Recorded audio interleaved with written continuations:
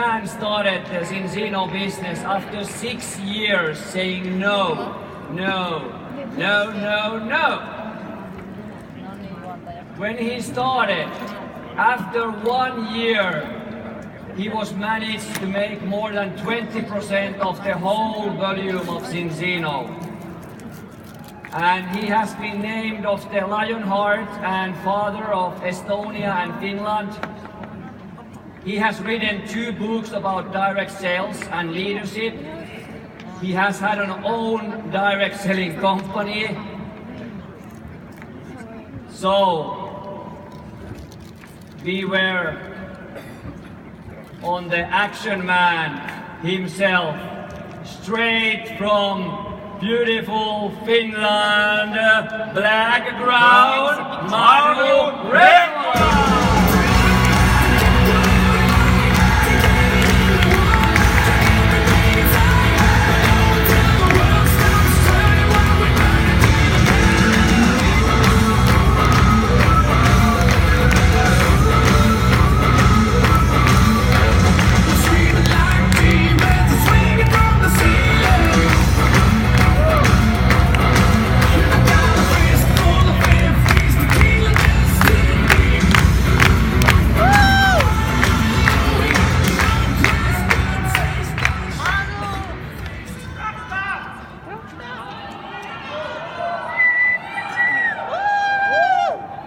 You interrupted my Facebook Live meeting. Shame on you.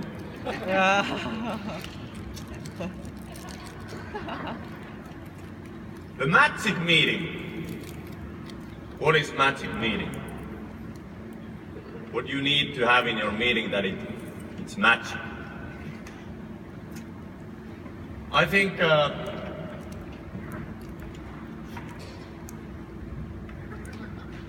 I'm missing a slide, but that doesn't matter. Everybody knows our pipeline, right? Short presentation, second look, business presentation, and so on. How many of you have experienced that you have had a perfect short presentation, everything goes as it should, you have a good feeling, everybody has good feeling, at least you think so, but then no second look. Anybody or only me, only in Finnish market? Denmark also? How many have experienced that you try to call him or her, no answer? Yeah? Well, what happens there? The person is in need for something, you have a perfect solution, no magic meeting. What happened?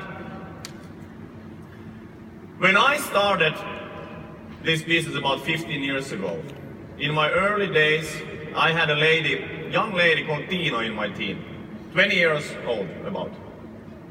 Tina was very excited and she booked her mom to a meeting. Mom's name was Rita. Mom came, I was like, as I always am, hello, my name is Manu Rekola, who are you?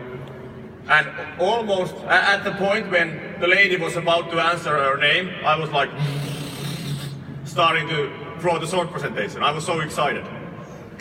So, sometimes it worked, mostly not.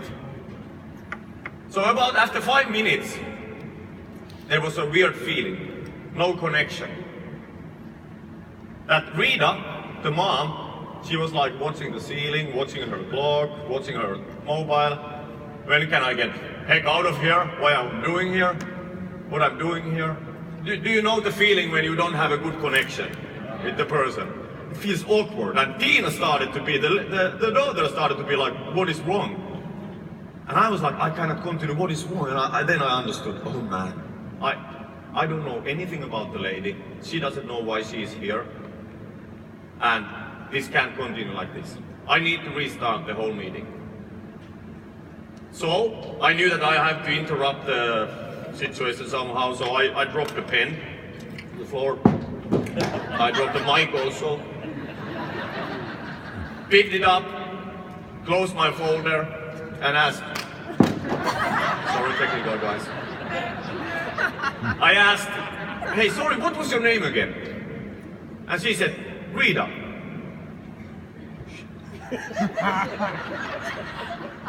Okay, Rita, sorry I didn't ask you, but what do you do for a living?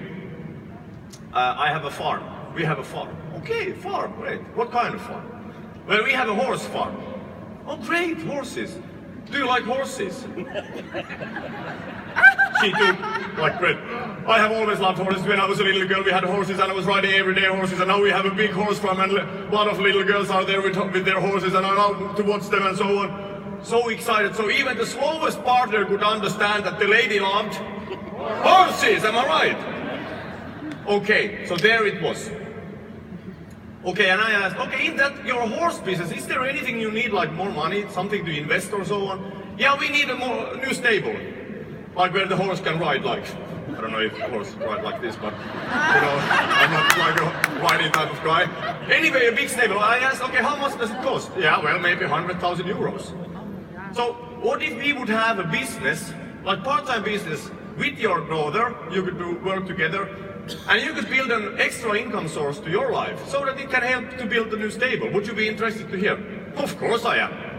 So, I took the same folder, draw the same circles, Rita paid very close attention, and after the presentation said, yeah, this is like Tupperware. Am I right? Yeah, something like that. Yeah, a lot of ladies are doing those things in our village. I would like to sign up immediately. So, and even though, if she would have said no at that point, do you think that it would have been easier to follow up with her when I knew that she loves horses? Am I right? And there comes the magical thing. We all struggle in getting people to second books and so on. And there's a lot of techniques I will go through briefly, but they don't work if we don't know what is the need. Many times we don't get it. It's hard to get. People are like slippery as soap. But we should try to get, because you started for some kind of reason, am I right? So first we should make a friend, build a trust. Then we should find the need. This is cool. And find the need is the most important thing. So find the why, as we have spoken. Then it's easy to feel the need, to give the solution. But where do you give the solution for if you don't know the need? So I usually have a few questions to break up the ice. What do you do for a living?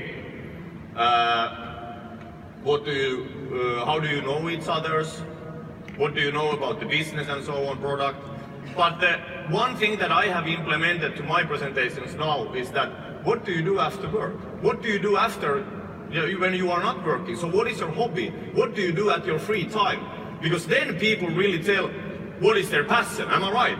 Because there are many people who are working something but it's not their passion. But if you are spending your free time into something you want to invest into your passion or something that you like. And when we can talk about, for example, the horses, when we can talk, and it doesn't, it can be building motorcycles or traveling or spending time with your family. These are the important things. So we know that the triangle of sales used to be like this. It was very like close orientated. No building trust, no finding need, just pushy, and to try to close the deal immediately. Nowadays it's more like soft.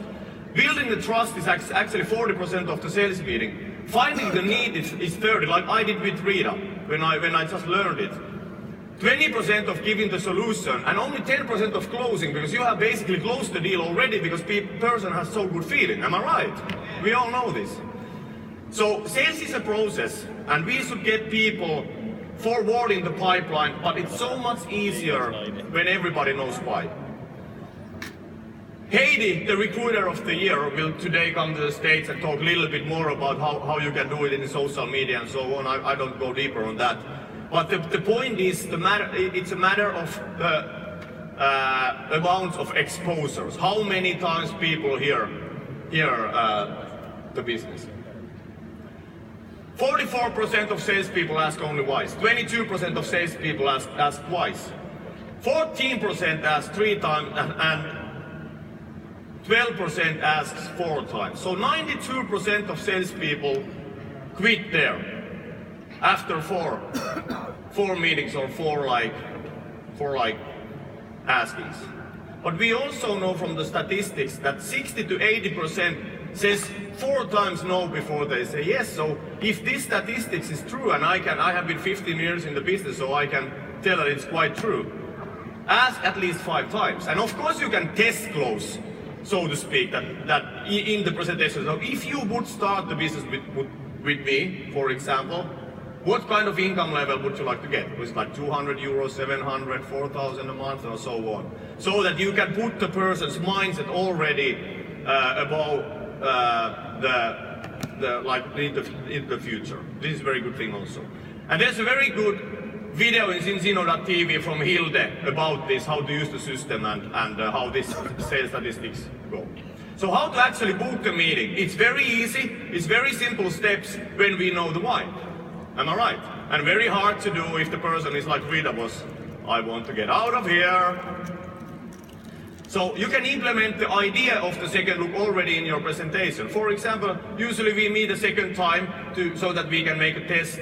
Or if you talk about coffee, okay, we can meet again and you can actually taste the coffee if the machine and coffee is not there. Yeah, coffee second time.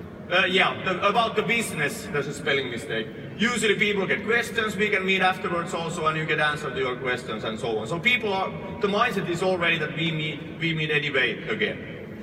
Then actually book the second meeting. Because how many have just left the building, so to speak, and said, yeah, let's be in touch. And then you hope that, hopefully she will call me tomorrow and say, I bought the ultimate body kit. Does it happen? Hey, I would be free at Tuesday or Wednesday. Would one of these fit for you? You can give like 2 or 3 options. Which would be best day for you, for example, next week. So actually try to book the meeting and find the time for that. Make sure that you both everybody puts a calendar so that it's not like, okay, let's call and chat and so on, because it's too vague. Give material, customer presentation, or brochure, info, Zinzino, they are good material if you meet face to face. Of course, sending afterwards the useful links, balance video, and so on. We use a lot of thank you calls, so it was so great that you came. It was great that you saw the idea. I would really like to help you to build a stable. Am I right? So you can use it afterwards and get the person inspired again. Messenger chat with other potential upline. This is also, actually Heidi will talk more about this as I told, but person can be put already into the team. Of course you need to ask the permission to add to that kind of chat, but anyway it works. If the second look is, you cannot close it like in 2 or 3 days or 4 days, or it goes to like 2-3 weeks or so on, you of course need to be in touch meanwhile, because otherwise it doesn't work. If you just hope that the person will show up. Anyway, positively put your foot behind the door. Do you know what this means? I explain it. No matter what happens, person should leave the situation and the meeting with a good feeling, so that you can contact again. Örjan Seele, sitting somewhere here, over there. You don't have to stand up. He tried to get me in Zinzino like 6 years. I remember so vividly those meetings. I was doing my own direct sales company. Örjan was building Zinzino. And I know that he was sometimes frustrated with me. So can that guy be so idiot that he doesn't get this? But he didn't say it, at least not that way. But let's imagine that during the 5th year, he would say, Manu, you are the most stupid Finnish person that I have ever known in my life. Why you can't start this? Maybe he would have lost me forever. But instead what happened at 6th year? His new downline contacted my former downline, who contacted me. And suddenly we were in Gothenburg in the same table. And he had actually, by the way, lost 20 kilos. So I saw that, okay, that man is going somewhere. Because you can see from people when they are doing good, when they are doing well. This means that always leave your foot positively between the door. If the answer is still no, you can say this Wes Linden writes about this very well. I understand you because the timing is the most important thing.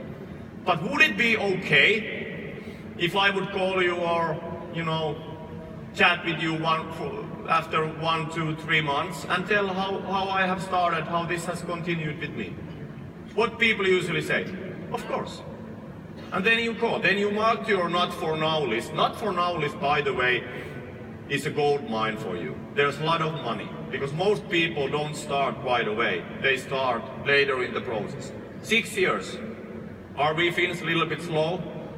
No. Some are. But Örjan needed to wait that my life situation is right to start the business. That day happened. And maybe that day will happen also with your friends.